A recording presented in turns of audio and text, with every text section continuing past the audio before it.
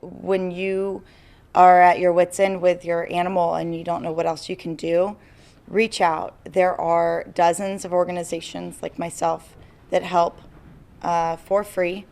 And if you're asking for help, we're not questioning it. The majority is going to be livestock.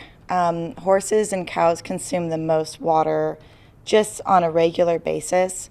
And there are larger farms that are dealing with this on a much larger, more devastating scale. But there are 1,000,000 to 1 more private farm owners that have 1 or 2 acres and a couple chickens and a couple goats, and they're feeling it the most, in my opinion.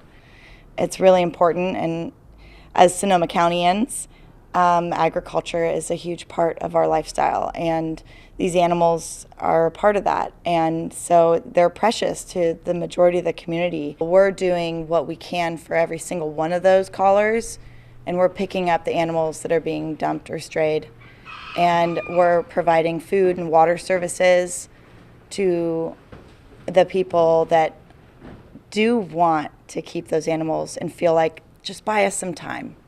Just buy us some time, and the rain will come and the prices will go down, and that's exactly what we are doing. Hundreds of people, actually, hundreds of different families, from professionals to just your regular homestead. We are holding their hands and making sure that they and their furry animal families are doing well. What kind of things do you tell them?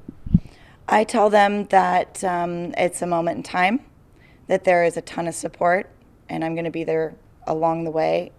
I will provide food and water and veterinary care if it's necessary, and we are 100% community driven, so it is the community that is literally supporting the community, which is the most beautiful thing during these times, you know. It must be kind of heartbreaking at times, though, isn't it? Yeah, no doubt. It's hard to hear what I hear every day, but you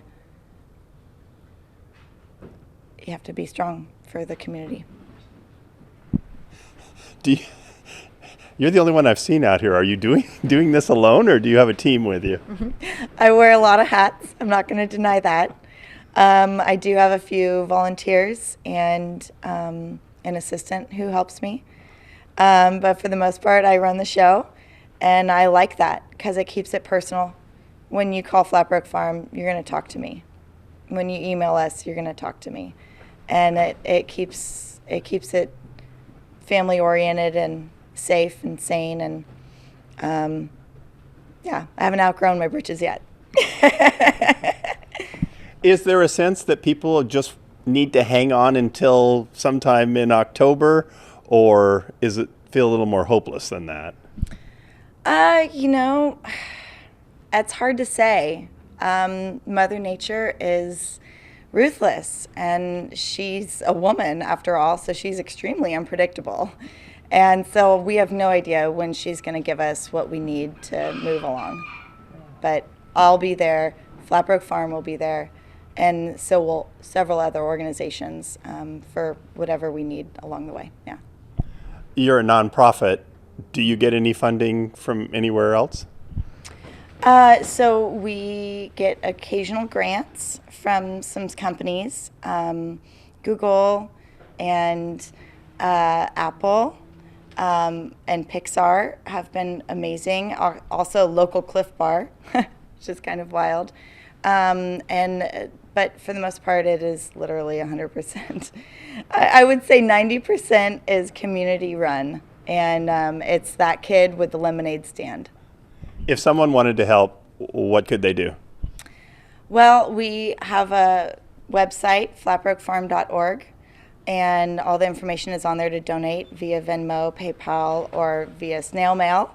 And we also started a Drought fundraiser for this particular incident because it is so important, and that's via GoFundMe.